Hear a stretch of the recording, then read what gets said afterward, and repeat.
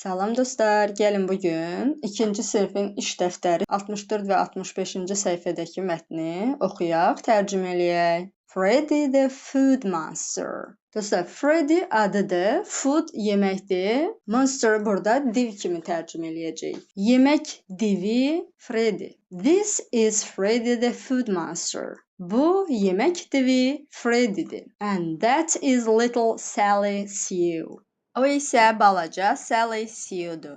Sally Sue da dostlar qızın adıdır. I think about food every day. Think fikirləşmək. About haqqında. Every day hər gün. Mən hər gün yemək haqqında fikirləşirəm.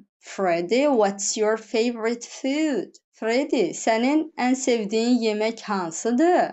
I like chocolate cake and pink ice cream too. Mən şokoladlı tort və çəhrayı dondurma da xoşlayıram. I don't like tomatoes. Mən pomidor xoşlamıram. But French fries, yes, I do. Amma kartof friləri, hə. Oh, Freddy, tomatoes are good for you. Oh, Freddy, pomidor sənin üçün xeyirlidir. Dostlar, burada good xeyirli tərcümə eləyəcəyik. Bildiyiniz kimi good həm də yaxşı deməkdir. I like cookies and milk.